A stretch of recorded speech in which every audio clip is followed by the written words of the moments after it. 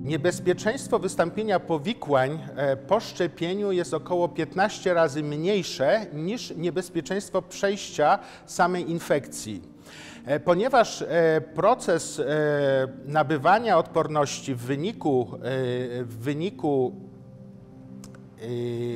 aktywacji układu immunologicznego przez szczepionkę jest biologicznie zbliżony, biologicznie podobny do samej infekcji, jednakże w przypadku szczepienia mamy nad tym procesem kontrolę, ponieważ wprowadzamy do organizmu znaną ilość materiału aktywującego układ immunologiczny i ten materiał się nie namnaża. Wirusy czy cząsteczki, które wprowadzamy jako szczepionki, one się w organizmie nie namnażają. Natomiast ekspozycja na SARS-CoV-2, na wirusa, jest procesem niekontrolowanym. Właściwie to tylko nasz układ immunologiczny ma kontrolę w pewnym sensie nad tym procesem. Tak więc istnieje około 15 razy większa szansa, że jeżeli mamy powikłania, to one się pojawią w wyniku przejścia samej infekcji raczej niż w wypadku szczepienia.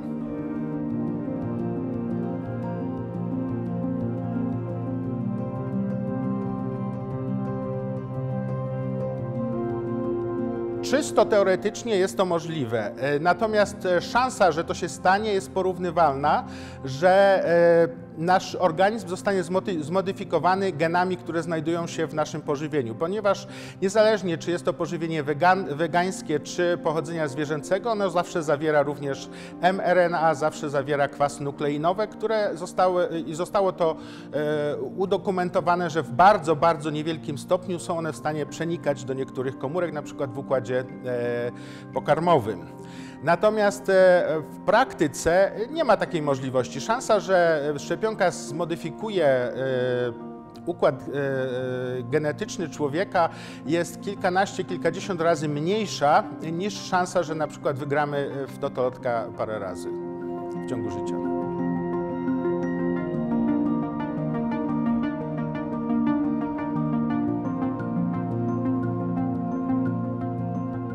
W fazie eksperymentalnej szczepionki są, jak każdy inny preparat, eksperymentalnymi preparatami.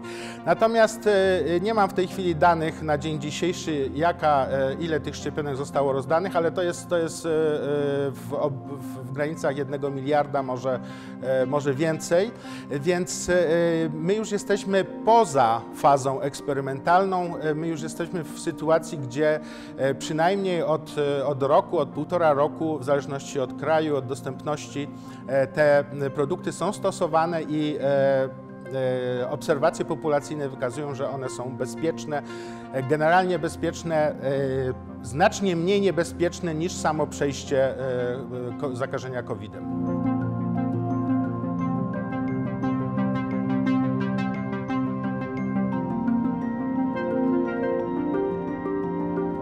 Szczepionki mają podobny wpływ na nasz układ immunologiczny i układ genetyczny, jak wszystkie inne mikroby, z którymi dzieci się spotykają, powiedzmy na huśtawce, czy w przedszkolu, czy w innych sytuacjach socjalnych. Powiedziałbym nawet więcej. Przegląd literatury, który przeprowadziliśmy w zeszłym roku, wykazuje, że zwłaszcza ciężkie przebycie COVID-19 może powodować w przyszłości zwiększenie ryzyka na nowotwory. Dlatego bardzo zachęcam Państwa do tego, żeby się szczepić, dlatego że szczepienia chronią Państwa nie tylko przed samym COVID-em, ale przynajmniej z rozważań teoretycznych mogą mieć wpływ na zmniejszenie zachorowalności na nowotwory. Skąd się to bierze? Bierze się to stąd, że COVID-19 jest takim sprytnym wirusem, który po wniknięciu do komórki próbuje oślepić układ immunologiczny tak, żeby układ immunologiczny nie rozpoznał go i żeby go nie eliminował. Niestety ten sam mechanizm, który jest używany przez wirusa do maskowania, jest również używany przez komórki do informacji o mutacjach, które mogłyby prowadzić do nowotworów. Dlatego osoby, które przechodzą tak zwany ciężki COVID lub mają post-COVID syndrom, mogą przynajmniej na razie teoretycznie mieć zwiększoną szansę zachorowalności na nowotwory. Oczywiście badania w tym kierunku, tak zwane prospektywne, populacyjne, już ruszyły. Niestety będziemy o tym wiedzieć dopiero za kilka lat. Jeszcze raz podkreślam, że szczepionki wywołują w organizmie podobne efekty jak każde inne mikroby, każde inne zarazki, z którymi dziecko spotyka się w ciągu swojego życia.